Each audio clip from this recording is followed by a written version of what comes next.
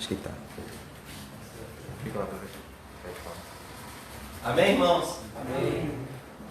Glória a Deus. Vamos abrir nossas Bíblias em Mateus 5. Mateus capítulo 5. Nós vamos começar hoje uma série que eu já comecei e não terminei. Sermão do Monte. Glória a Deus. Deus é bom. Mas Deus é um Deus de recomeços. E hoje nós vamos começar o Sermão do Monte. E eu queria que os irmãos abrissem Mateus 5, versículo 1. E antes disso eu queria convidar os irmãos a orarmos mais um pouco. Ó Deus, eu te agradeço, Pai, porque o Senhor se oculta dos sábios e dos instruídos e se revela aos teus pequeninos, Senhor. Ó Deus, eu te peço nessa noite que o Senhor esvazie esse salão aqui de nós mesmos e que o Senhor, Pai, nos encha do Espírito Santo, Senhor. Ó Pai, muitas vezes eu vivo uma vida tão superficial, Senhor, enquanto o Senhor tem um oceano, Senhor, do Espírito Santo para mergulharmos, Pai, para nos deleitarmos em Ti.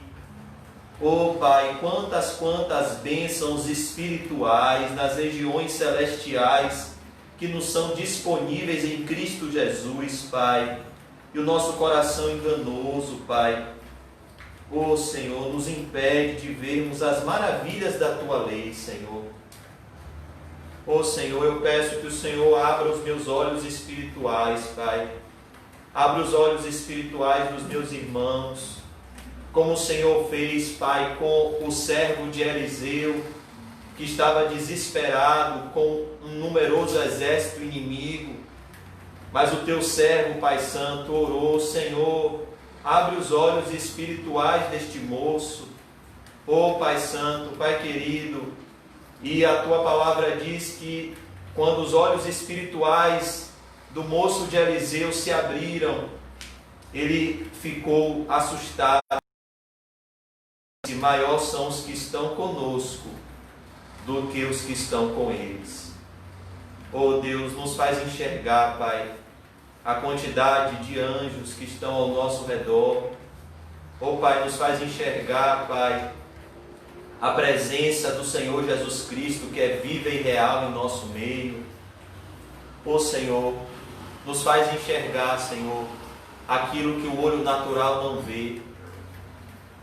Nos faz enxergar, Senhor, pela fé, o mundo espiritual, Senhor. Nós precisamos de uma visão Tua. Nós carecemos, Senhor, de uma visão do mundo espiritual, Senhor. Pois precisamos viver para a Tua glória, Pai. Oh Deus, só o que for feito por amor a Ti irá permanecer eternamente. Tudo que é feito para a glória do homem, tudo que é feito, Senhor, por vaidade, oh Deus Santo, não vai ter nenhum galardão naquele grande dia, Pai, diante de Ti. Somente aquilo que for feito para a Tua glória vai prevalecer para sempre, Pai. Por isso eu te peço, nos faz enxergar as maravilhas da Tua lei e fazer todas as coisas para a Tua glória, Senhor. Em nome de Jesus, amém. E graças a Deus. Amém, irmãos. Nós vamos falar hoje um dos sermões mais importantes da Bíblia, o Sermão do Monte.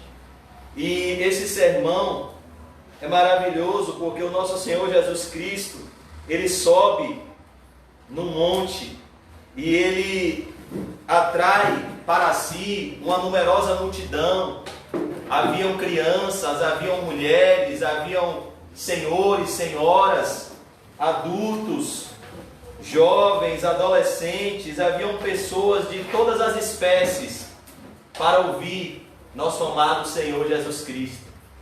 Imagine, irmãos, quanta graça essas pessoas não estavam enxergando naquele rosto puro e santo do Senhor Jesus Cristo. Imagine você ouvir um sermão do próprio Senhor Jesus Cristo. Imagine você ouvir palavras do próprio Senhor Jesus Cristo. A Bíblia diz que Jesus era tão legal, a presença de Jesus era tão pura, que quem amava se aproximar de Jesus? As criancinhas. E os discípulos uma vez tentaram repreender: não deixe que as criancinhas venham. Jesus Cristo disse: não as impeçais, porque dos tais é o reino dos céus. Se não vos converterdes a mim como crianças de colo, não vão entrar no reino dos céus. Porque no reino do céu não entra malícia. No reino do céu só entra pessoas puras de coração. Não que as crianças sejam puras, mas as crianças dependem dos seus pais para tudo. Não que os cristãos tenham pureza em si mesmos, mas que eles dependem do seu Pai Celestial para tudo. Esse é o coração da primeira das bem-aventuranças. Bem-aventurados são os pobres em espírito, porque deles é o que, Paulinho? O reino dos céus.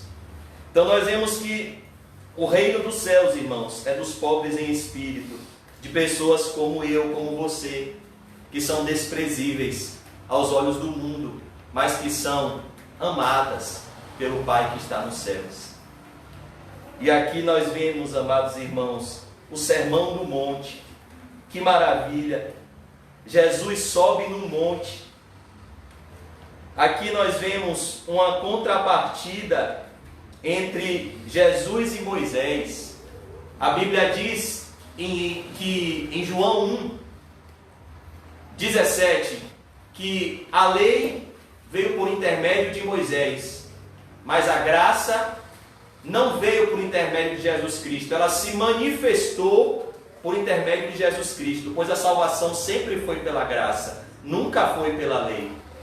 E nós vemos aqui uma contrapartida entre Moisés e Jesus, porque Moisés, ele sobe no monte, ele desce do monte, e traz a lei.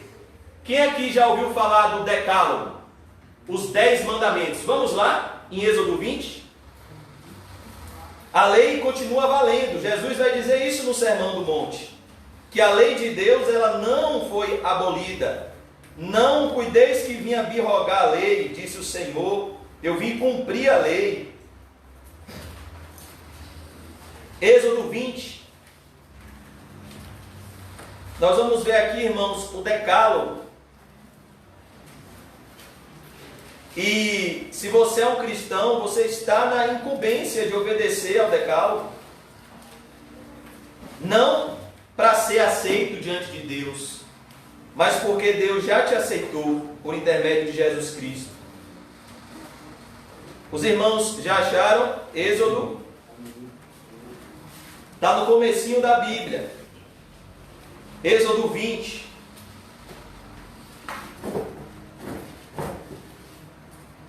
Quem aqui está com saudade do pastor Nizam? Eu. Muita. Estou pregando esses dias contra a minha vontade.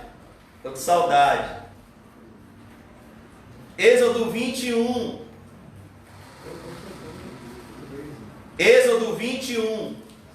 Então falou Deus todas estas palavras. Perceba quem foi que falou por intermédio da lei? Deus. Deus falou. E quando Deus fala, o homem tem que se calar. Cale-se diante dele toda a terra. Então falou Deus todas essas palavras. Perceba, Moisés era só um porta-voz, mas era Deus que estava falando. Olha o verso 2. Eu sou o Senhor teu Deus. Olha que coisa. Eu sou o Senhor teu Deus. Deus é um Deus particular e pessoal. Ele não trabalha no atacado. Ele te conhece pelo nome. Embora Deus, ele conheça todo o seu povo, Ele conhece cada membro do seu corpo de forma particular. Essa é a maravilha da graça de Deus.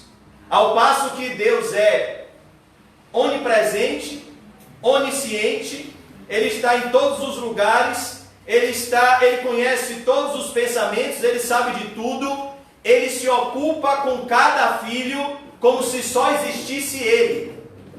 Deus é um Deus pessoal, Ele lida com o seu povo de forma particular. Então, o cristão que está agora padecendo de uma enfermidade, Deus está cuidando desse cristão como se só existisse esse cristão aqui no Brasil.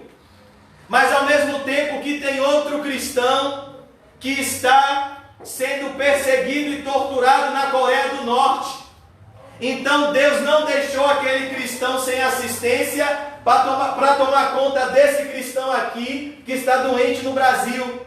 Ao mesmo tempo que Ele cuida de forma particular e pessoal desse cristão que está aqui, Ele ama e cuida de forma particular e pessoal do cristão que está na Coreia do Norte, do cristão que está na Itália, do cristão que está em qualquer parte desse globo terrestre. Deus é um Deus pessoal. Ele conhece cada um pelo nome. Eu sou o Senhor teu Deus.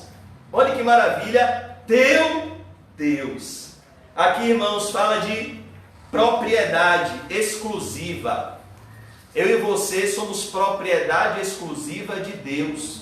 O Senhor nos criou à imagem e semelhança dele.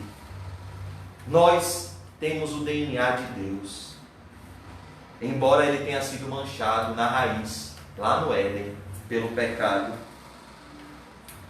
Que te tirei da terra do Egito, da casa da servidão. Sabe o que é isso aqui, amados irmãos? Um memorial. É como a Santa Ceia do Senhor. Fazer isto em memória de mim. O que é um memorial? É quando você vai para se recordar de algo que aconteceu. Por que que em várias cidades existem museus? Aqui em Salvador existem museus, não é isso? O que é um museu? Você vai num museu para você coletar informações importantes daquele lugar, momentos marcantes daquele lugar. Então, por exemplo, o irmão Calmon que gosta de futebol, eu acho que é no Rio de Janeiro, tem um museu do futebol, não é isso? Aí tem lá os troféus, tem lá momentos marcantes da história, o gol que Pelé fez na Copa de 70, está lá um memorial para que todos vejam. O milésimo gol de Romário está lá no Museu do Futebol. Então aqui, Deus está fazendo aqui um memorial. Olhe, lembre-se desse museu, o museu da sua história, o museu da sua conversão. Não se esqueça de quem te tirou da terra do Egito, para que a ingratidão não ache lugar no seu coração. Não se esqueça de tudo que Deus já fez por você, para que a ingratidão não ache lugar no seu coração. Jesus curou quantos leprosos? Lá em Lucas 17, 11, 10. Quantos voltaram para agradecer? O próprio Senhor Jesus ficou triste, mostrando que Deus tem sentimentos. Jesus disse, mas eu não curei 10, porque só você veio me agradecer. Onde estão os outros 9? Foram embora, Senhor. Foram curados por ti e foram comemorar com o mundo. Jesus disse para o que agradeceu, tua fé te salvou. Você está salvo. Olha o poder da gratidão. Perceba, irmão, se a gente parar para agradecer por tudo que Deus tem feito nas nossas vidas, a gente vai ter o nosso coração transformado, mesmo que a circunstância não mude. Oh Deus, quantas bênçãos nós temos. Nós temos Bíblia para ler. Nós temos forças para orar. Nós temos igreja para congregar. Podemos estar sozinhos na caminhada cristã. Nós temos uma família que Deus nos deu. Quem é a minha mãe? Quem são meus irmãos? São os que ouvem e obedecem à voz do Pai que está nos céus. Vocês aqui, irmãos, não são meus inimigos. Vocês são a minha família. Eu não estou aqui com medo. Eu estou me sentindo em casa, na casa do meu Pai, com pessoas que eu amo e que eu desejo passar a eternidade no céu. Por isso ele faz aqui um memorial. Eu sou o Senhor teu Deus que te tirei da terra do Egito, da casa da servidão. O que é o Egito, irmãos? É uma simbologia no Antigo Testamento do mundo. O que Deus está dizendo aqui é: lembra quando vocês estavam no mundo, que vocês eram escravos do pecado? E eu apareci na vida de vocês, e se cumpriu o que está em João 8,32, conhecereis a verdade, e a verdade vos libertará. Se o Filho vos libertar, verdadeiramente sereis livres. Lembra quando você estava vivendo como escravo? Lembra quando você estava nas garras do catolicismo, nas garras do falso evangelho, nas garras dos falsos mestres, nas garras da bebida, nas garras da prostituição, nas garras do adultério, e eu arranquei você com mão poderosa? Não foi você que me escolheu, fui eu que te escolhi e enviei o Espírito Santo para te atrair, como está em Jeremias 31:3, com amor eterno eu te amei, por benignidade eu te atraí. Se lembra do dia da sua conversão, se lembra dos primeiros momentos com o Senhor, se lembra das primeiras experiências com o Senhor, se lembra da primeira vez que você leu uma Bíblia e o Espírito Santo falou ao seu coração: Deus está falando comigo. Se lembra da primeira vez que você orou e Deus te respondeu e você disse: meu Deus, esse Deus existe, o Deus dos cristãos é real. Se lembra de tudo que Deus já fez, de tudo que Deus tem feito e de tudo que Deus vai fazer. Eu te tirei da terra do Egito. Deus deixa bem claro que é Ele, para que a glória seja dada a Ele, para que o homem não roube a glória de Deus, porque Deus abomina quem rouba a glória dele. Deus matou Nadab e Abiú porque quiseram roubar a glória dele. Deus matou Uzá porque quis roubar a glória dele. Deus matou Ederval, Herodes, Agripa, porque quando ele começou a discursar, disseram: é a voz de um Deus e não de um homem, e ele recebeu a glória, e ele morreu comido por vermes. Deus não divide a sua glória com ninguém, irmãos. A glória é de Deus e de mais ninguém. Como disse o salmista: não a nós, mas ao teu nome dá glória. Eu acho tão bonito o testemunho de João Batista. Ele não queria se aparecer, ele não queria ter o nome dele no centro das atenções. Ele era o Elias que havia de vir, mas perguntaram: você é o Elias? Ele disse: eu não sou não. Não fique focando na minha aparência, não, na minha parte exterior. Foque na minha mensagem. Eu sou uma voz que clama no deserto: preparai o caminho para o Senhor passar, endireitem as suas veredas, porque o Rei da Glória está chegando.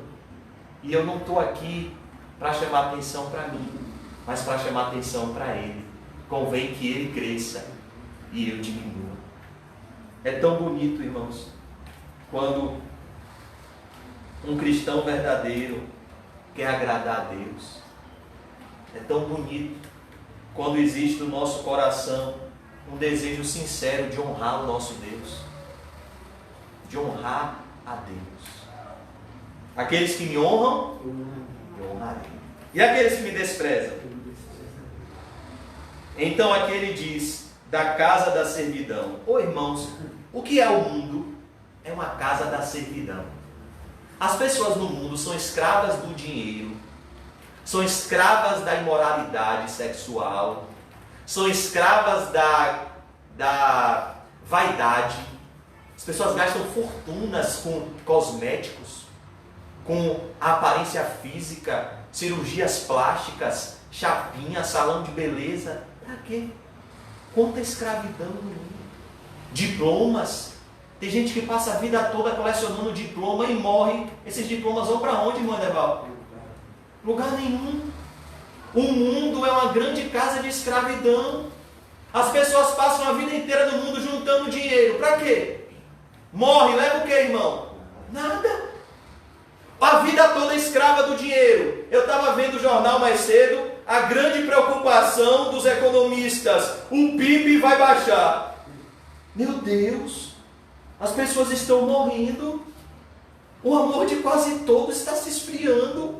A preocupação dos economistas é que o PIB vai baixar. Ah, ó céus, ó terra. Meu Deus.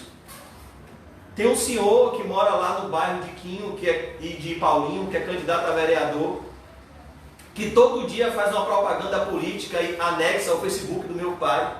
O que é que ele está preocupado? Se esse ano ele vira vereador, né, Paulinho? Ramos. Porque desde que eu me entendo como gente, que esse camarada tenta ser vereador. E a preocupação dele na pandemia é se esse ano vai. Já deve ter, daqui a pouco vai chamar até Paulinho. Eu tô fora. Vai saber que Quinho agora tem igreja. Ó, já chamou Quinho, tá vendo você? Chamou, foi Quinho? Quinho já repreendeu. Para trás de mim, Satanás. Mas você está vendo, irmão, como o mundo é? Soube que Quinho está agora com a igrejinha, que não é de Quinho, é de Cristo. Já chamou Quinho. Por quê, irmãos? Por que ele está preocupado nesse ano ser vereador? Qual é a preocupação do mundo, irmão? Dinheiro, avareza. O mundo é a grande casa da escravidão. As pessoas vivem escravas e nem sabem. Nem sabem que são escravas. A pessoa vive o tempo todo juntando dinheiro, juntando dinheiro, juntando dinheiro. Aí morre. Aí Deus olha do céu e diz: louco, essa noite virei buscar a tua alma. O que tens preparado? E para quem será? Perceba a loucura que é o mundo. A pessoa fica lá o dia todo fazendo academia, fazendo dieta, barriga de tanquinho. E com a barriga de tanquinho morre, meu filho. E aí? Se encontra com Deus. Aí Deus diz: é mesmo? Você estava preocupado com sua barriga de tanquinho? É mesmo? Pois bem, eu enviei meu filho, que morreu numa cruz, para te dar vida eterna. E você viveu só para você, para sua vaidade. Olha o lugar que você vai agora com sua barriga de tanquinho. Para o inferno. Se não se arrepender. É esse o mundo. É esse o mundo que a gente vive. Só importa a aparência. Não importa a essência.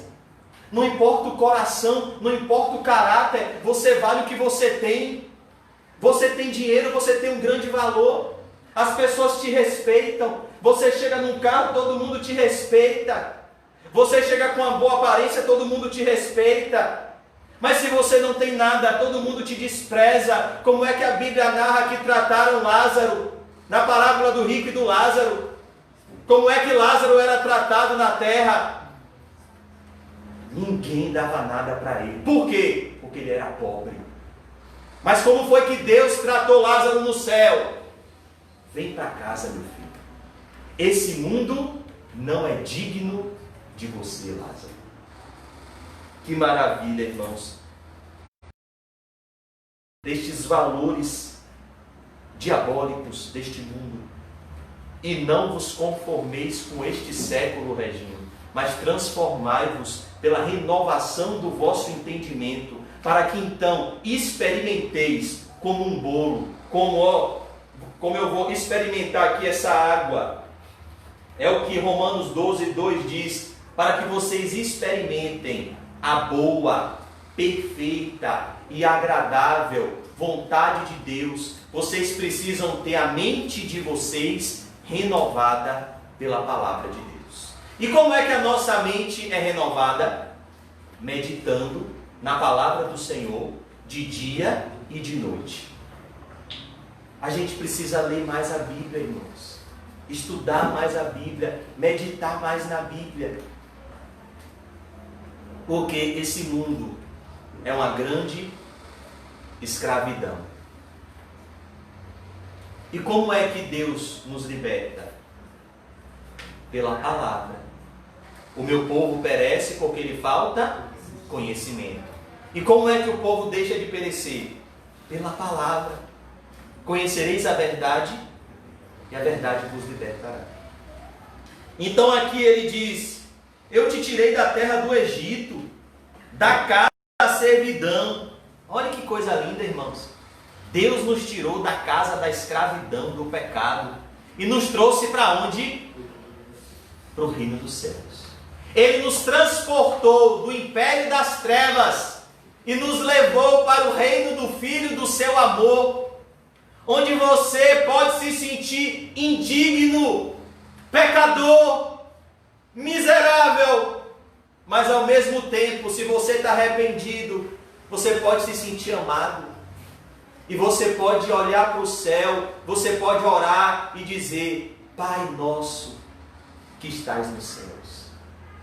Pai nosso, meu Pai, eu sou fraco, mas eu preciso de Ti, Pai. Pai nosso, da casa da servidão. Ô irmãos, até quando? Eu podia terminar o estudo de hoje com essa pergunta. Até quando a gente vai cochear? Eu me incluo também. Entre dois pensamentos. Por que a gente não entrega todo o nosso coração a Cristo? Se o Senhor é Deus, segue-o. Não é o que Elias disse no Monte Carmelo? Agora, se Baal é Deus, segue-o. Jesus vai dizer no Sermão do Monte: não podeis servir a dois senhores. Não pode. Se Jeová é Deus, segue-o. Agora, se o dinheiro é Deus, segue-o. Você quer ficar rico? Siga. Agora, eu te dou um conselho. Os que querem ficar ricos caem em tentação e em concupiscências, em ciladas, concupiscências loucas e nocivas, que submergem os homens na ruína e na perdição, porque o amor ao dinheiro é a raiz de todos os males. Você quer seguir esse caminho? Eu aconselho que você não siga. Mas se você quer, só tem uma palavra, a de Jesus para Judas: Judas, o que tens de fazer? Faz-o depressa. Mas se você quer seguir a Deus, sirva a Deus. Entrega os teus caminhos ao Senhor, confia nele e Ele tudo fará. Jesus olha para você e diz: siga-me. E você deve olhar para Ele e o seguir. Como Ruth seguiu a Noemi: o teu Deus é o meu Deus. E aonde você for, eu vou contigo. Não terás outros deuses diante de mim. Olha que coisa, irmãos. O perigo da idolatria. O que é ter um Deus diante do Deus verdadeiro? É qualquer ídolo que esteja no meu e no seu coração, na frente de Jesus. Jesus não ocupa número 2, nem número 3 no nosso coração. Ele não ocupa o segundo nem o terceiro. Ou ele está em primeiro, ou ele está do lado de fora, como ele estava lá em Laodiceia, batendo na porta. Ó, eis que estou à porta e bato. Porque Laodiceia só estava se preocupando com bens materiais. Jesus estava chamando ela para se preocupar com bens espirituais. Então, todo falso Deus é um ídolo mortal. Já dizia João Calvino que o coração humano é uma fábrica de ídolos. A pessoa que você olha no espelho é um ídolo demoníaco. Você, o eu é o pior de todos os ídolos. Por isso que Jesus Cristo disse: negue-se a si mesmo, tome a sua cruz e me siga. Pessoas ao seu redor podem ser ídolos. Pai, mãe, marido, esposa, filhos, a sua própria vida, cachorro, gato, papagaio, Stuart, Antares, podem ser ídolos.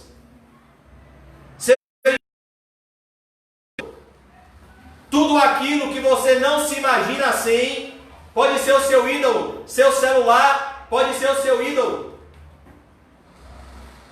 Perceba, irmãos, quando Jesus diz que você deve amá-lo acima de todas essas coisas e pessoas, não é que você vai maltratar essas pessoas. Não.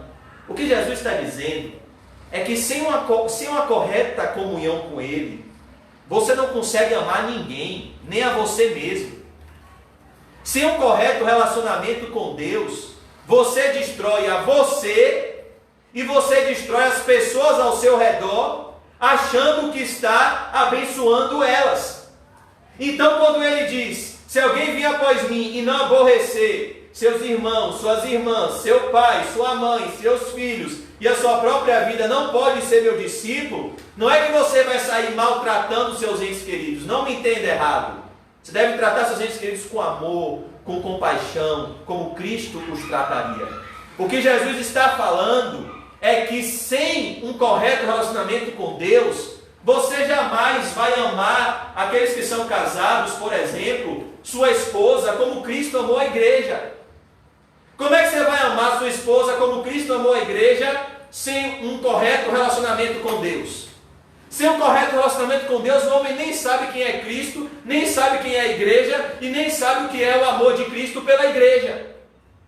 Como é que a esposa vai amar o seu marido de forma bíblica, de forma real, se ela não está tendo comunhão com aquele que é o amor, que é o Deus Criador dos céus e da terra? Ela nunca vai amar o seu marido e tratá-lo com a honra que ele merece, como Sara tratava Abraão e dizia: meu Senhor.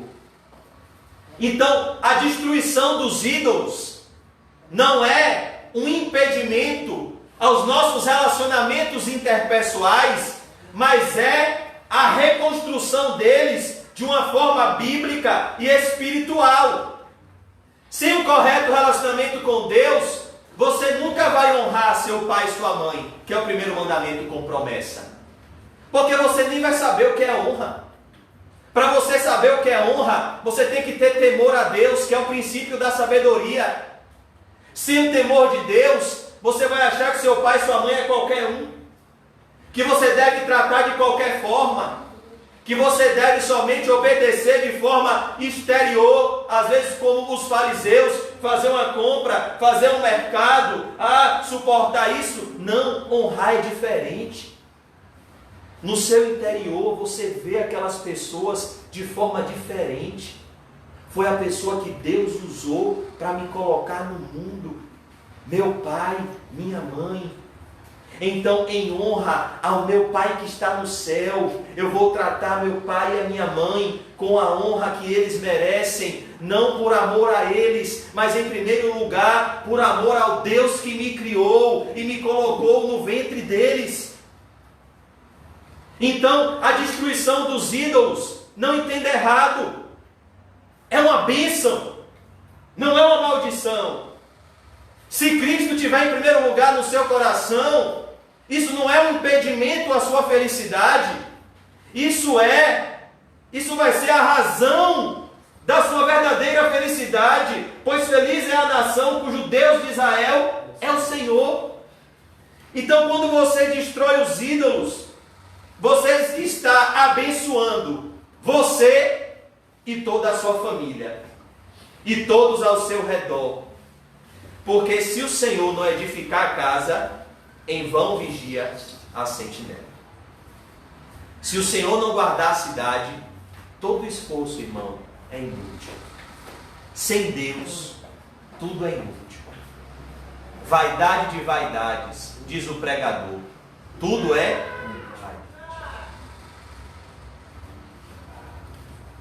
E eu queria, irmãos, pular aqui agora em Êxodo 20, para o verso 18, para a gente já concluir o nosso estudo de hoje. Todo o povo presenciou os trovões e os relâmpagos, e o clangor da trombeta, e o monte fumegante, e o povo observando se estremeceu e ficou de longe. Olha que coisa, irmãos. Quando Deus revela a lei, o povo se estremeceu. Leia comigo Êxodo 20, 18 de novo. Todo o povo presenciou os trovões e os relâmpagos, e o clangor da trombeta, e o monte fumegante, e o povo observando se estremeceu e ficou de longe. Perceba, Deus se manifestou através de trovões, através de relâmpagos, através de clangor de trombeta, através de um monte fumegante. O povo se estremeceu e ficou de longe. Perceba, o que é que a lei de Deus faz com o pecador? Assombro. Assusta o pecador. Meu Deus, eu não sabia que era pecador, mas agora que eu li, não cobiçarás, a lei de Deus, não porque ela é má, mas porque eu sou mau, evidenciou que eu sou o pecador, evidenciou que eu cobiço. A lei de Deus, irmãos, é como um diagnóstico, aquele exame que a pessoa faz, que sai o resultado que ela está com câncer. O exame não gerou o câncer. O exame só revelou o câncer. A lei de Deus não faz que sejamos pecadores. A lei de Deus revela que já somos pecadores e nascemos em pecado, mas muitas vezes não sabíamos disso, porque não tínhamos ainda um contato com a lei. Então, nós vemos aqui, vamos voltar lá para o Sermão do Monte, em Mateus 5.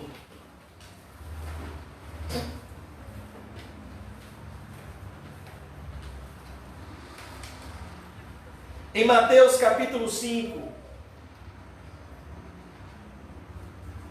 vendo Jesus, olha que coisa, irmãos, aqui nós vemos o oposto do que aconteceu com Moisés.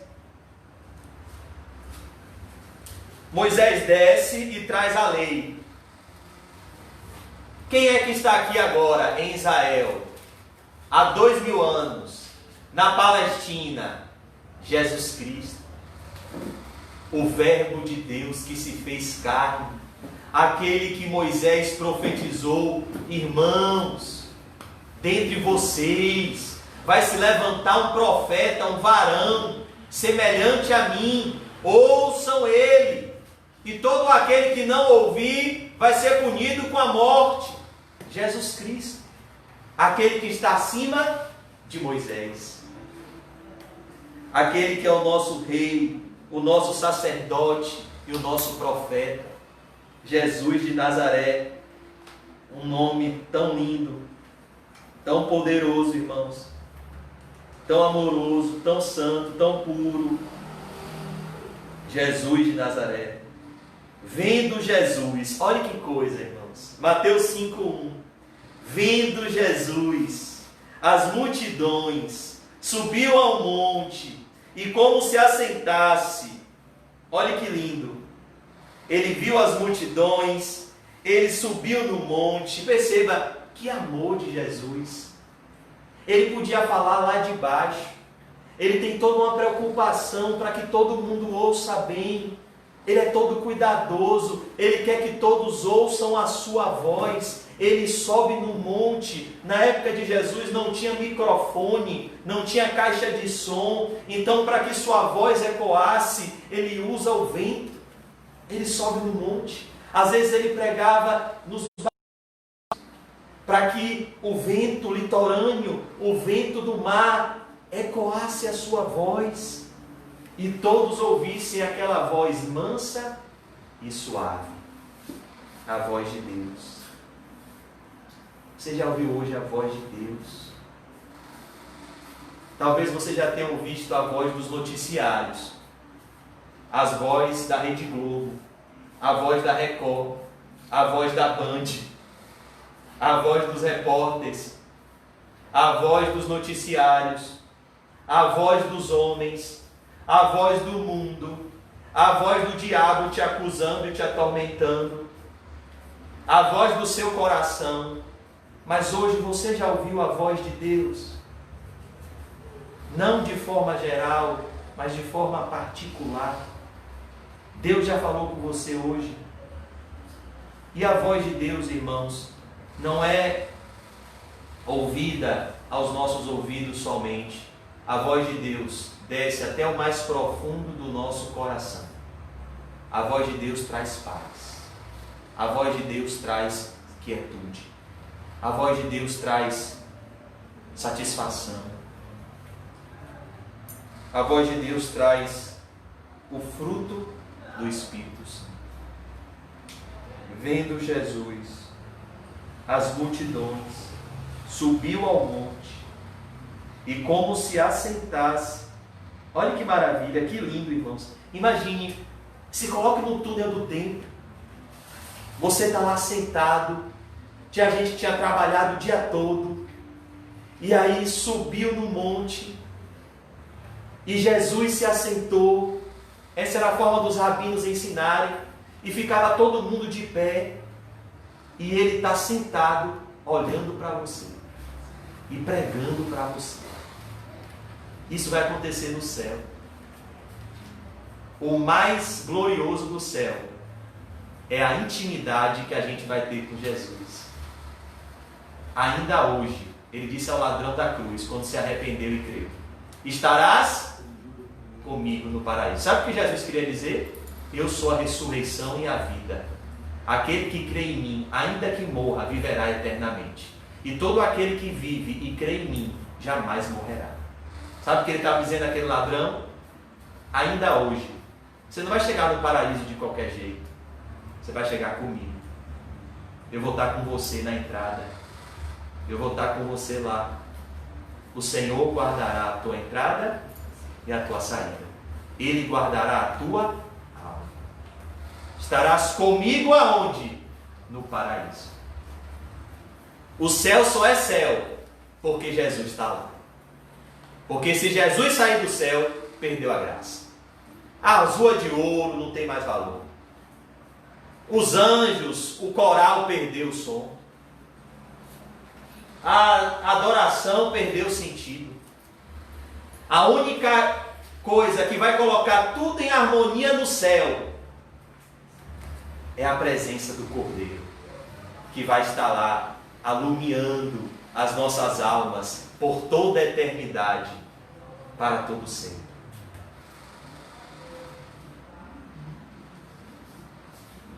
Aproximaram-se os seus discípulos. Sabe quem se aproximou de Jesus, irmãos? Os discípulos. Nessa pandemia toda, nessa confusão astral, nesse pânico que está todo mundo vivendo, sabe quem está perto de Jesus? Os discípulos. Que privilégio ser um discípulo de Jesus. Ser um verdadeiro discípulo. Quem é você nessa noite? Multidão ou discípulos? Ouvinte ou praticante? Jesus tem dois grupos diante dele: os que compõem a multidão e os que são seus discípulos. Ambos aqui estão no Sermão do Monte ouvindo Jesus, mas só um grupo está perto de Jesus. Como eu faço, irmão José, para ser um discípulo? Achegai-vos a Deus, e Ele se achegará a vós outros. É simples, simples. Renuncie a tudo, tome a sua cruz e siga Jesus. A gente lembra de quem quando ouve essa frase? Do pastor Nizam. Tem gente até que quando vai imitar ele, David, né, Kion? Diz que só entendeu isso na pregação, mas não praticou até hoje. Se David praticar só isso que ele entendeu da pregação, e a gente também, que a gente não é melhor que o bichinho não, ele vai para o céu. Mas ele fala murmurando, né? Ele fala murmurando. A gente está vindo do culto, aí ele, rapaz, todo culto o pastor fica aqui, ó. Renuncia a tudo, tome essa cruz, siga Jesus. Rapaz, não prega outra coisa não, Kio. E você já praticou isso, David? Não. Tanto que está com o cabelo desvinculado, né, Kio? Oh, meu pai, ajuda meu bichinho, Senhor. Então perceba, irmãos, o que é que a gente precisa nessa noite? Da companhia de Jesus. E o discípulo pode perder tudo, mas ele não perde a companhia de Jesus, porque o discípulo segue o seu mestre aonde ele vai. João 13 é uma das passagens mais lindas da Bíblia. Sabe o que a Bíblia diz? Que João se descreve como discípulo a quem Jesus amava. Sabe o que quer dizer isso? Ele se sentia amado. Ele tinha a ousadia santa. Imagine, se coloque há 2000 anos o esplendor de Jesus. Jesus tinha tanto esplendor de santidade que no primeiro encontro dele com Pedro, a pesca maravilhosa, Pedro disse: arreda-te de mim, Senhor, que sou um pecador. Não, Senhor, eu sou um pecador, o Senhor é santo. Calma, Pedro, de agora em diante, de homens. E João tinha tanta intimidade com Jesus, era o mais novo, viu? E tinha tanta intimidade com Jesus, que ele reclinava a cabeça no peito de Jesus e descansava. O mundo podia estar acabando. João estava fazendo o quê? Com a cabeça no colo de Jesus.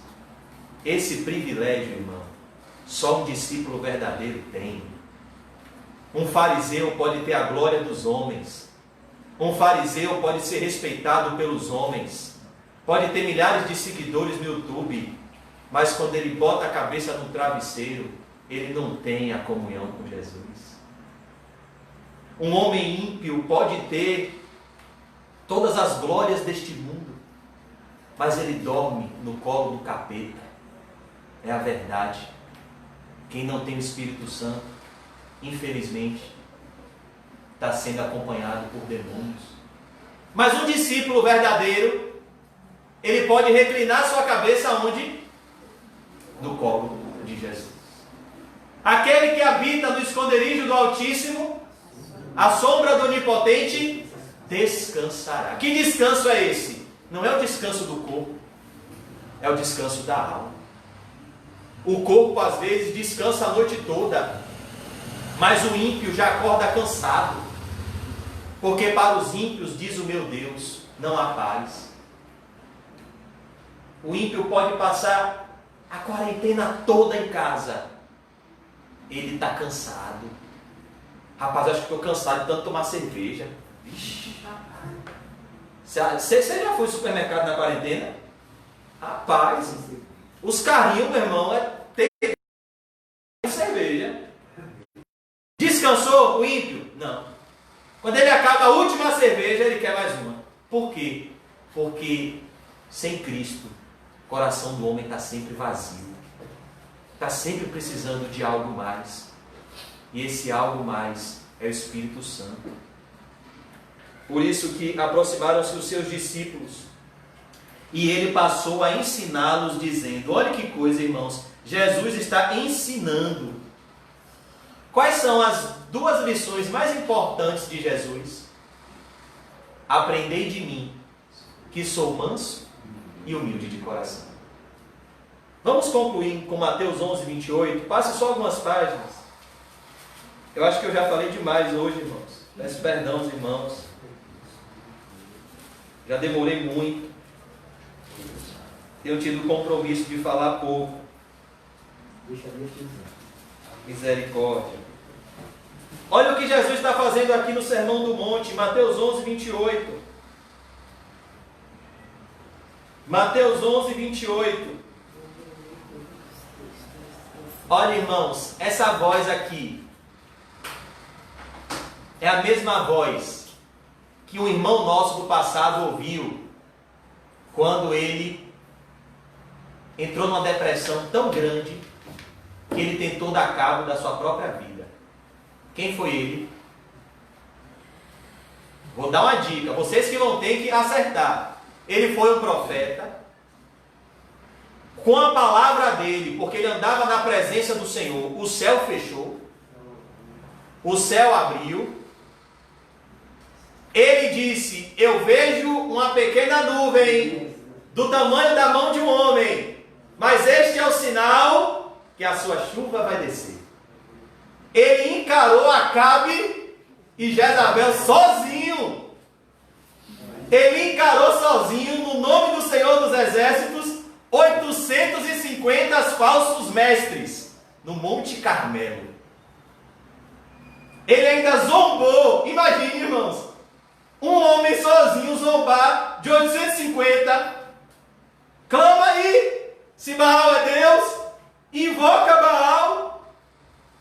Se ele vai responder com fogo, depois ele ainda colocou água na madeira, que não pegava fogo. Mas quando ele invocou o Deus de Israel, o Deus de Elias, apareceu e respondeu com fogo. E todos ficaram admirados e disseram: só o Senhor é Deus, só o Senhor é Deus. Mas Elias venceu essa batalha, e quando ele pensou que agora ele ia subir aqui na terra, ele ia vencer sobre Acabe e Jezabel, ele tinha obedecido todas as ordens do Senhor. Elias, o tisbita, dos moradores de Gileade, Elias vai, se esconde, vai lá para o ribeiro de Querite: darei ordem aos corvos que te sustentem, você vai beber água do ribeiro, os corvos vão levar pão e carne para você. Depois Elias ouve a voz do Senhor, vai a uma viúva em Sarepta de Sidom, e ela vai te sustentar, e ele vai lá, multiplica o azeite da casa da viúva, faz aquele milagre maravilhoso, o filho da viúva morre, ele faz outro milagre, ressuscita o filho da viúva. A viúva então diz: agora eu sei que a palavra de Deus na tua boca é verdade, Elias. Então ele vai nesse desafio, ele vence os falsos profetas no Monte Carmelo, ele ameaça Acabe e Jezabel, prega contra eles, contra a impiedade deles. Acabe já era um rei ímpio, e como se não bastasse, casou com a esposa ímpia. E quando ele vence o desafio no Monte Carmelo, ele se depara com a triste realidade: os maus continuam no poder, e os justos continuam nas aflições. Então Elias ficou, como diz um amado irmão nosso, carranquinha jururu. Elias foi para a caverna. A caverna é aquele lugar que você não quer que ninguém te veja. Desliguei o celular, cancelei o WhatsApp, saí dos grupos do WhatsApp, cancelei o Facebook. Não vai comigo não, que eu tô juro, viu? Tá igual o Jonas naquele desenho, os cabelos chegam só. Sai de baixo que eu tô dando choque, viu? Não vem de ver não. E Elias está lá: ah, Senhor, mataram os teus profetas, não restou ninguém, só eu que sou justo, só eu que sou bom. Olha, só você que é bom, né, Elias? E aí, irmãos, a Bíblia diz lá em 1 Reis 19, eu acho tão bonito, que veio um terremoto, mas ali não era a presença do Senhor. Vamos lá em 1 Reis 19. Ô irmãos, eu querendo acabar. Eu quero acabar, irmãos, eu quero parar de falar, eu quero parar de pregar. 1 Reis 19.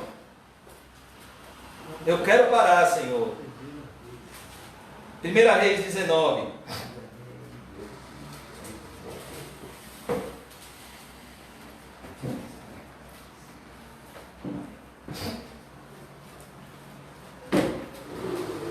1 Reis 19:1, vamos ler rapidinho. Acabe fez saber a Jezabel tudo quanto Elias havia feito e como matara todos os profetas à espada. Então, 1 Reis 19:2, Jezabel mandou um mensageiro a Elias a dizer-lhe: façam-me os deuses como lhes aprouver, se amanhã a estas horas não fizer eu a tua vida como fizeste a cada um deles. Perceba, Jezabel. Quem é que dava as ordens na casa de Acabe? Jezabel. Quando a ordem da criação é invertida, a impiedade prevalece. A mulher é o cabeça do marido ou o marido é o cabeça da mulher?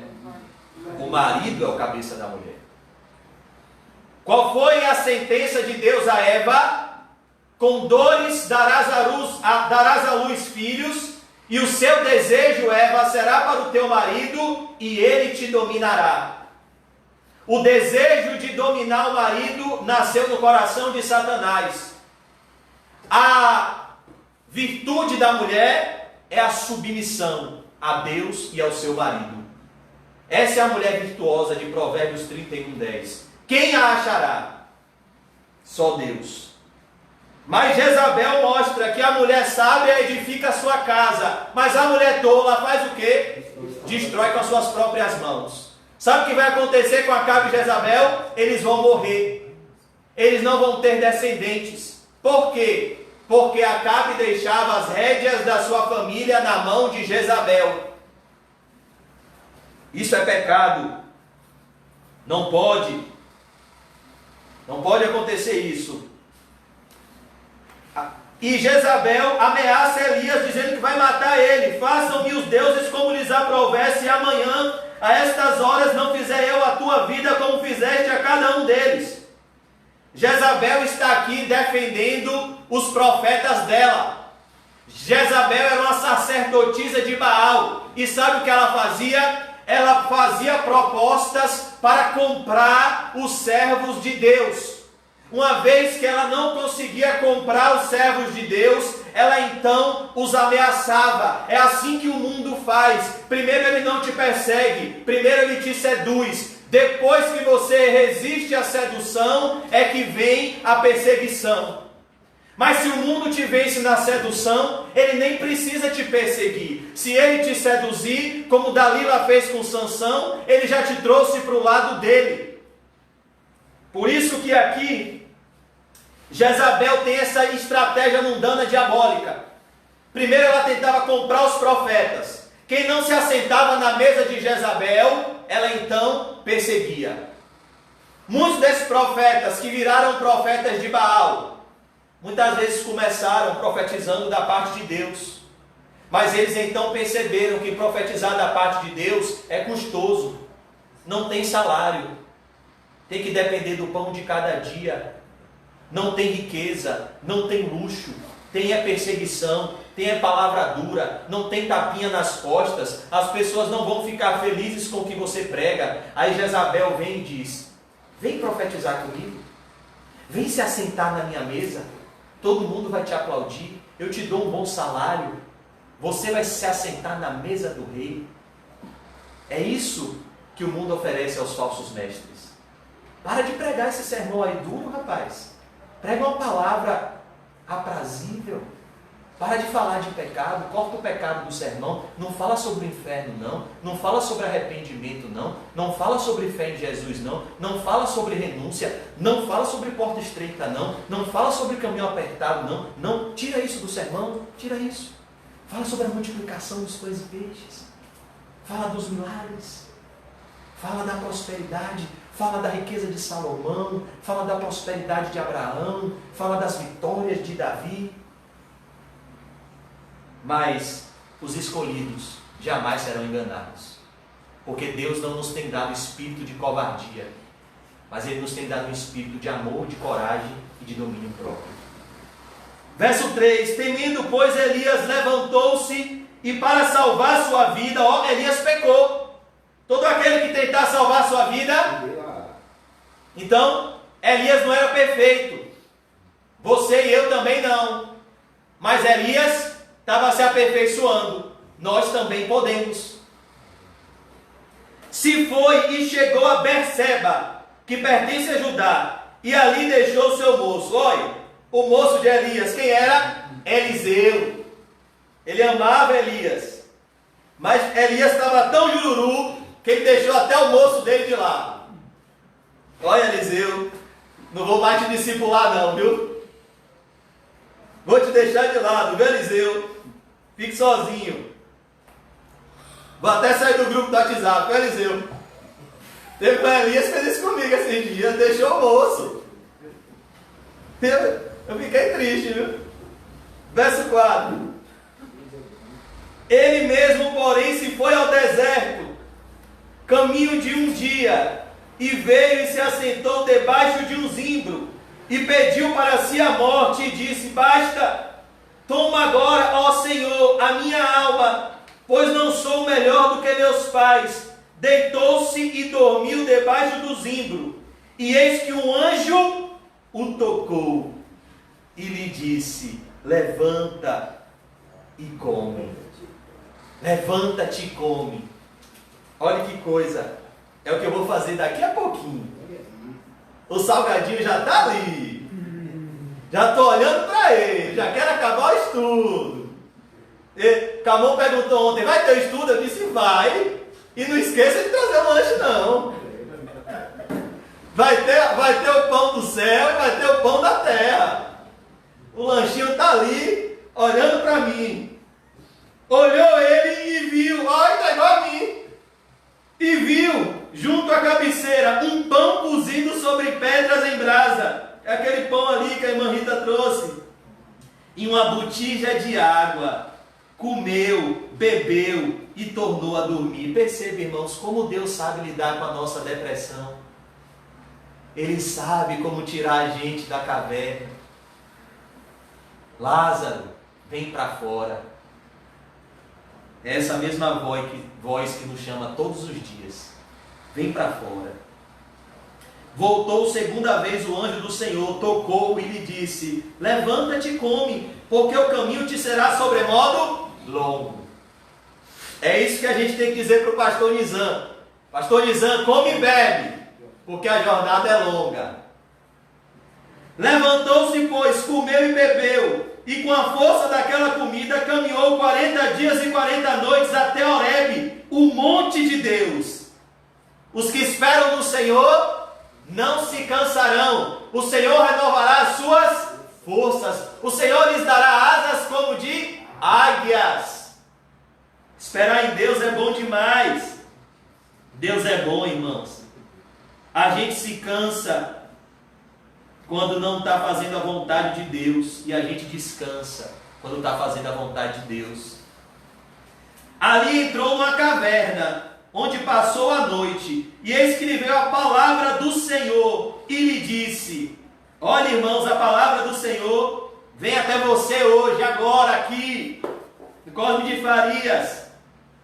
Que fazes aqui, Elias? Olha que amor. Que fazes aqui, Elias?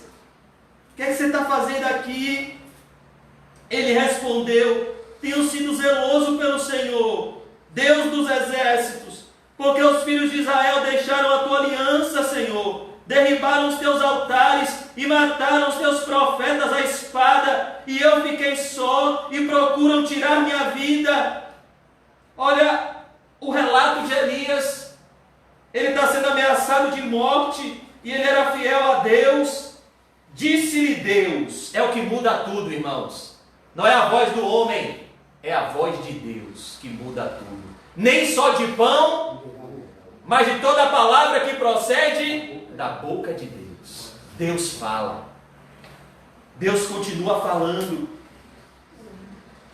Disse-lhe Deus: sai e põe-te neste monte perante o Senhor. Eis que passava o Senhor. Quem foi que subiu no monte? No sermão do monte? O Senhor.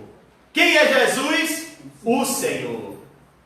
Jesus é Deus. Jesus está nos 66 livros da Bíblia. Jesus está em cada linha da Bíblia. Jesus está aqui com Elias. Ele está aqui com você hoje.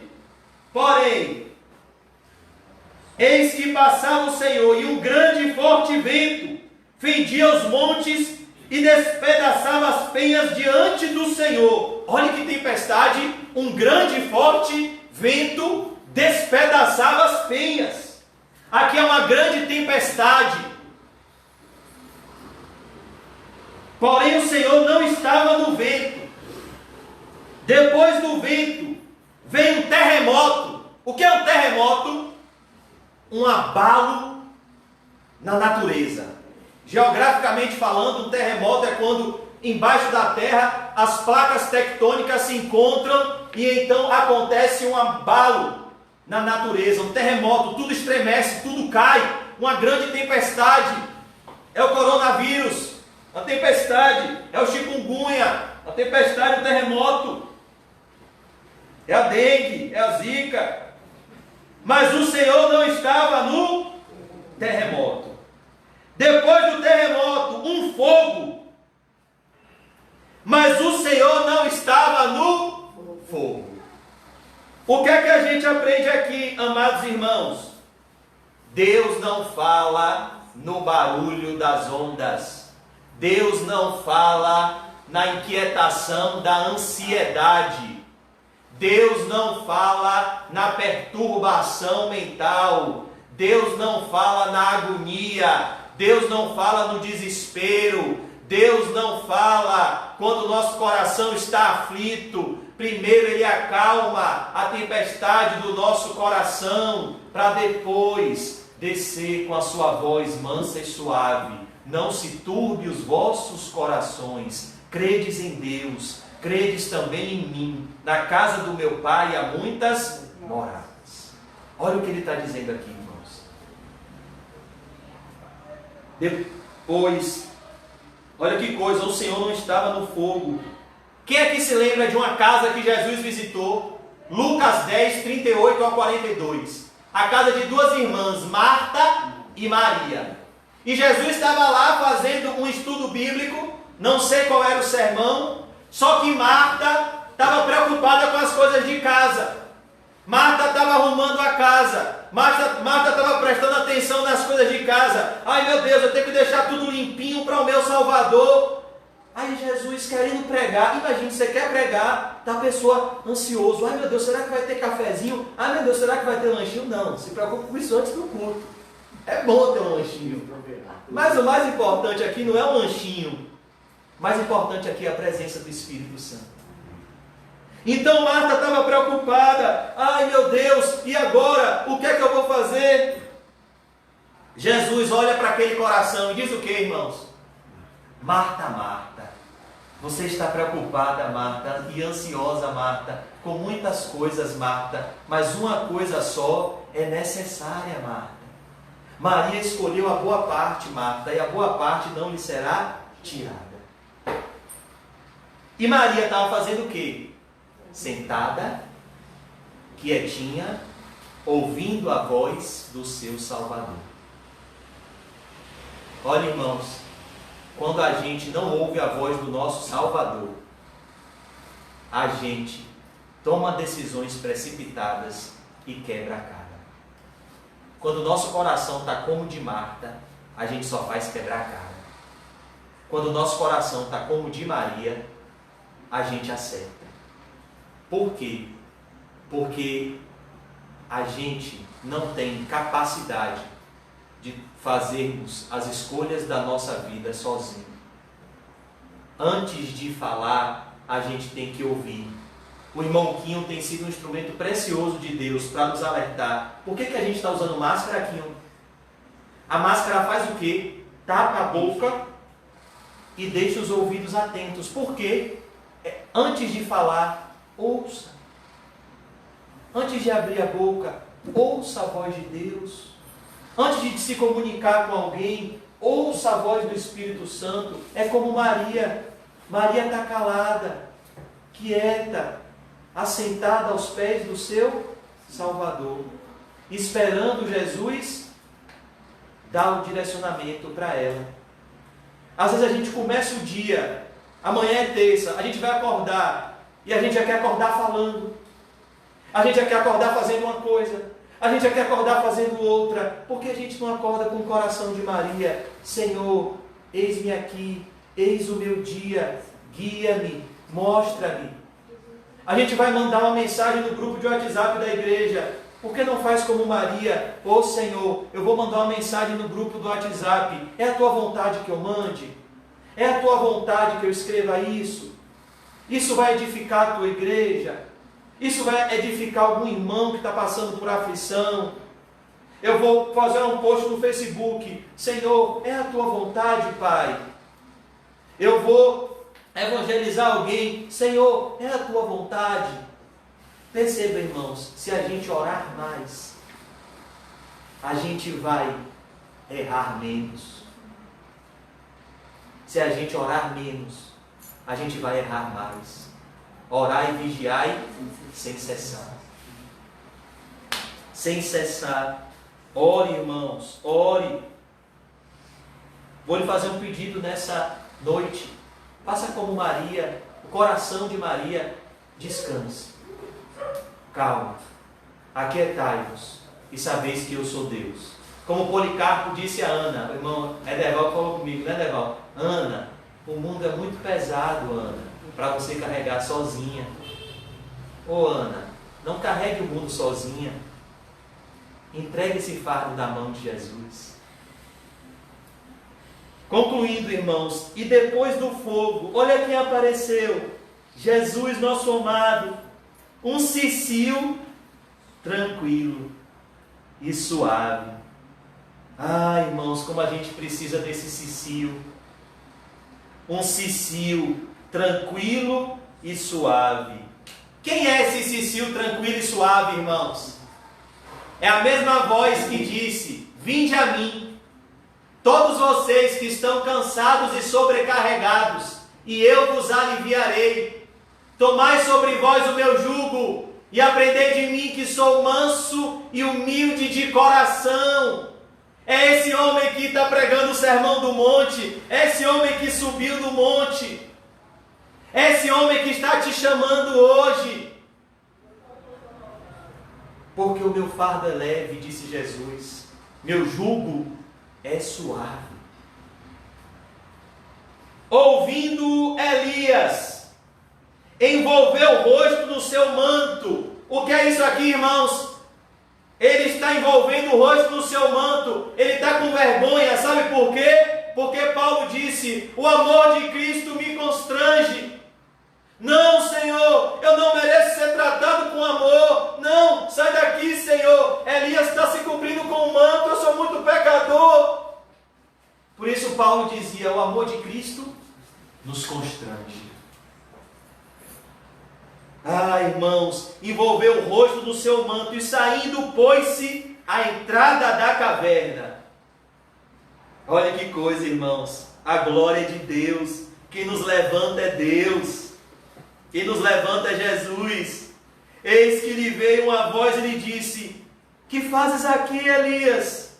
Ele respondeu: tenho sido em extremo zeloso pelo Senhor, Deus dos exércitos, porque os filhos de Israel deixaram tua aliança, derribaram os teus altares e mataram os teus profetas à espada, e eu fiquei só e procuram tirar minha vida. Disse-lhe o Senhor: vai, volta ao teu caminho para o deserto de Damasco. O que Deus está dizendo é: não acabou, Elias, ainda tem um caminho para você seguir. Jesus Cristo disse: eu sou o caminho, a verdade e a vida, e ninguém vem ao Pai a não ser por mim. Há um caminho, o caminho do nosso mestre amado, para o deserto de Damasco. E em chegando lá, unge a Azael, rei sobre a Síria, a Jeú, filho de Ninsi, ungirás rei sobre Israel, e também Eliseu, filho de Safate, de Abel-Meolá, ungirás profeta em teu lugar. Olha que maravilhas, irmãos. Que maravilha, irmãos. Deus tira Elias da depressão, dando a ele novas missões. Como ouvirão, se não há quem pregue? Como pregarão, se não forem enviados?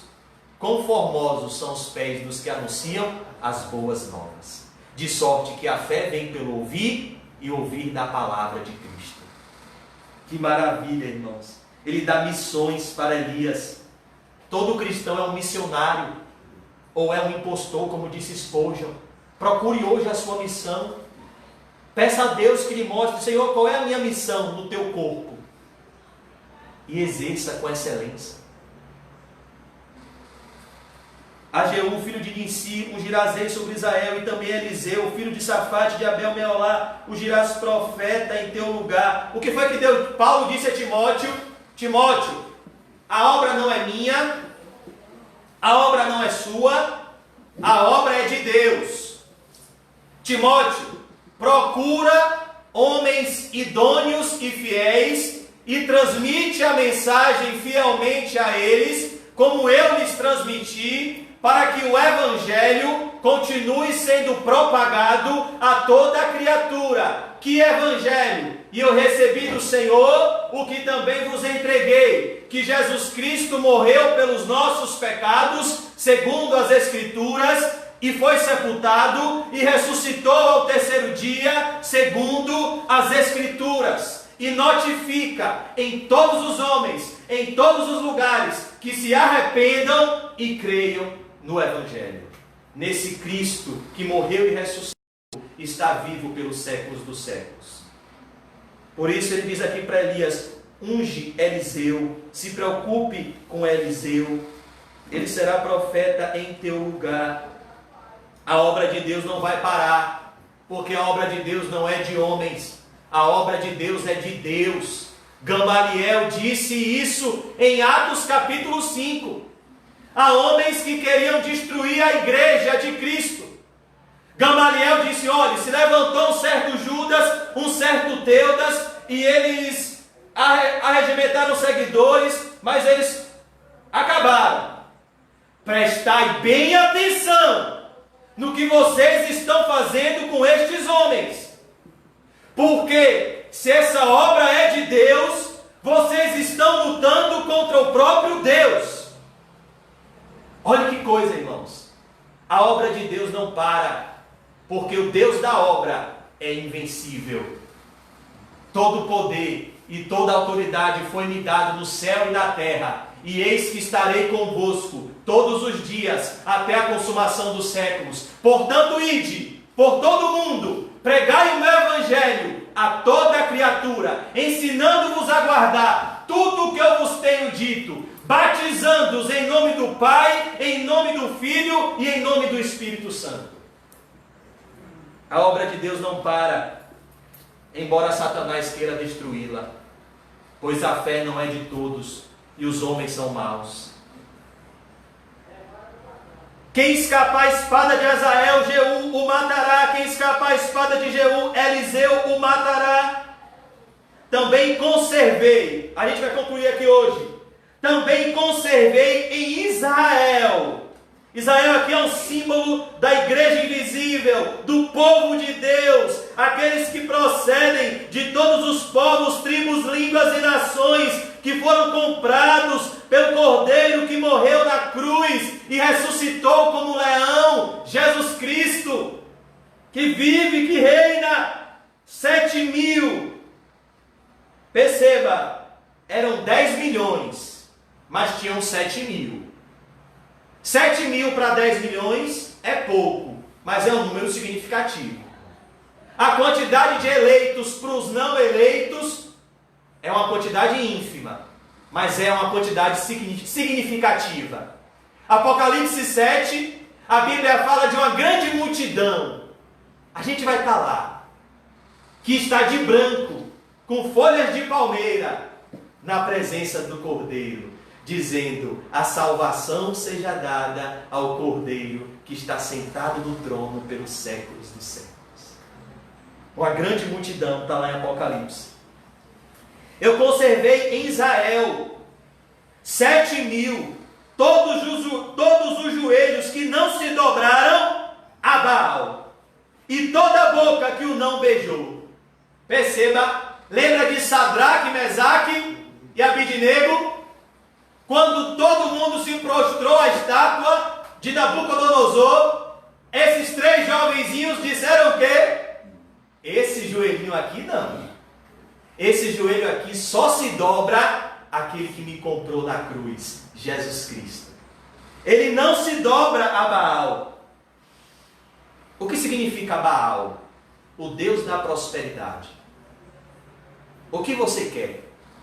Cristo ou prosperidade?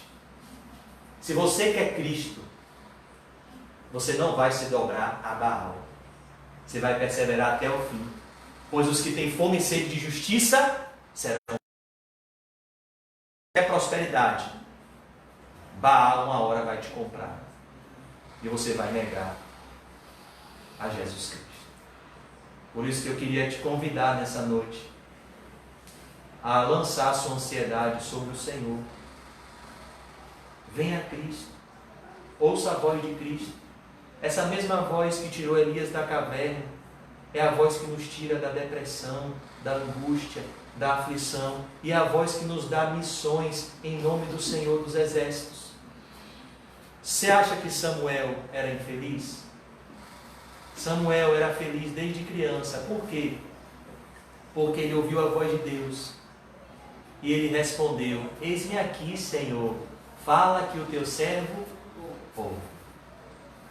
Vamos orar. Ó Deus, eu te agradeço, Senhor, porque até aqui o Senhor me sustentou. Ó Deus, nos tira da caverna, nos leva a uma vida de comunhão em secreto contigo, Pai. Ó Deus, nos tira da depressão, da solidão, Senhor, a uma vida espiritual. Ó Deus, eu oro pelos meus irmãos que estão sofrendo com a culpa. Oh Deus, essa é uma prisão tão ruim, Pai. Culpa. Mas o Senhor é aquele que tira a culpa, Pai. O Senhor fez com Paulo uma obra tão gloriosa, aonde aquele homem que era rude, violento, se tornou um homem tão bondoso, Pai, pelo poder do Espírito Santo. Jesus, tira a culpa dos nossos corações, como o Senhor fez com Paulo, e nos faz, Senhor, olhar para Ti e dizer: fiel esta palavra e digna de toda aceitação, que Jesus Cristo veio ao mundo salvar os pecadores, dos quais eu sou o principal, Pai. Oh Deus, livra os irmãos de murmurarem, me livra de murmurar contra Ti, me dá um coração humilde. Oh Deus, nos livra do fermento dos fariseus, que é a hipocrisia, Senhor. Ó Senhor Jesus, a nossa congregação precisa de auxílio, não de um auxílio financeiro, não de um auxílio dos homens. A nossa congregação precisa de um auxílio celestial. Nós precisamos, Pai, do Deus de Elias, do Deus de Abraão, de Isaac, de Jacó. Oh, Pai, do Deus de Moisés, do Deus que enviou Jesus Cristo, que morreu e ressuscitou, e enviou o Espírito Santo sobre a igreja. Oh, Pai, nos enche do Espírito Santo. Não nos deixa nos embriagar com o mundo, mas nos enche do Espírito Santo. Oh, Pai, enche o pastor Nizam do Espírito Santo. Enche o pastor Nizam do Espírito Santo, Pai. Enche o pastor Nizam de amor, de paz, de alegria. Espírito Santo, visita a família do pastor Nizam, meu Pai. Espírito Santo, visita aquela família, Pai. Traz a paz naquela casa, Senhor. Traz a Tua presença naquele lar, Senhor. Oh Deus, que a nossa igreja possa voltar ao primeiro amor, Senhor. Que o pastor Nizam, Senhor, esteja sempre no primeiro amor a Ti, Senhor Jesus. Oh Deus, que o Senhor esteja preparando nosso amado pastor neste momento, como o Senhor preparou Moisés naqueles 40 dias no monte. Que ele esteja sendo, Pai, forjado para ser cada vez mais um instrumento da Tua graça soberana e salvadora, Senhor. Oh Deus, nós oramos pelos enfermos, pela irmã Mônica. Oh Deus, visita Nossa irmã Mônica, Senhor, que está no hospital, precisa de ajuda, precisa do Espírito Santo, Senhor. São tantas as aflições, Senhor. Oh Deus, que o Senhor use este momento para trazer salvação, Senhor, na vida daqueles que estão enfermos. Oh Deus, não foi à toa que o Senhor trouxe essa senhora para fazer parte da nossa congregação. Visita a saúde dela, Senhor. Aproxima ela de Ti. Oh Deus, oramos pela irmã Osana, Senhor. Eu Te agradeço muito pela vida da irmã Osana, Senhor, pois ela, mesmo diante de tantas aflições, se preocupa tanto com a Tua igreja. Que testemunho de fé, Senhor. Nos ajude a Te buscarmos de todo o coração, como ela tem buscado, Senhor. Oh Deus, visita nosso pequeno Dylan. Oh Deus, toma conta, Pai, da saúde dele, Senhor. Toma conta do tratamento dele, Senhor. Oh Deus, que tudo seja feito para a Tua glória, não para a nossa glória, mas é para a Tua glória, Senhor. Oh Senhor, visita seu Leão, aonde ele está, Pai. Que ele se sinta amado por Ti, Senhor Jesus. Oh Jesus, nos tira do egoísmo, Senhor. Nos ajude, Senhor, a chorar com os que choram e se alegrar com os que se alegram. Oh Deus, eu oro pela irmã Gisele, pela pequena Helena. Obrigado pelo apoio que esta senhora nos tem dado, Senhor, mesmo sem nunca ter nos visto pessoalmente. Que o Senhor continue enchendo elas do Espírito Santo, Pai. Que o Senhor traga elas para a nossa congregação, Senhor. Oh Deus, que nós tenhamos por ela o respeito, que nós tenhamos por elas, Senhor, o carinho santo que elas merecem. Oh Deus, que elas sejam cheias do Espírito Santo, Senhor. Oh Deus, enche a nossa igreja do Espírito Santo. Oramos pela vida da irmã Juscelia, Pai. Oh Senhor, visita a saúde dela, da pequena Laila, filhinha dela, do marido dela, nosso irmão tão amado, nosso irmão Fábio, Senhor, que tem se mostrado tão amoroso no primeiro amor, Pai, e que tem sido atacado. Oh Pai, que o nosso irmão Fábio seja guardado no primeiro amor, para a Tua glória, Senhor. Visita os enfermos fisicamente da nossa congregação, visita os enfermos espiritualmente da nossa congregação, a começar de mim, Pai. Cura a nossa alma, Pai, com o perdão dos nossos pecados, Pai, com o dom do Espírito Santo, Pai. Oh Deus, nos ajuda, Senhor. Oh Deus, obrigado pela vida do irmão Caio, Senhor, esse jovem que se batizou há pouco tempo. Oh Deus, concede graça ao Teu pequenino para perseverar em meio aos ataques do maligno, Senhor. Que ele possa olhar para Ti e confiar somente em Ti, Senhor. Coloca nele desejo de ler a Bíblia, de orar, pois sem alimento espiritual nós enfraquecemos e às vezes até esmorecemos.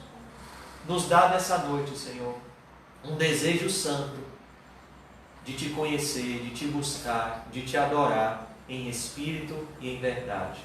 Ó Deus, que possamos perdoar uns aos outros e nos amar num amor santo que desce dos céus. É o amor de Jesus Cristo, o nosso amado, o nosso Redentor, o nosso Senhor e Salvador, Pai. Nos une pelo vínculo da perfeição, que é o amor, e nos leve em paz para os nossos lares, debaixo da Tua santa paz, a paz que excede todo o entendimento.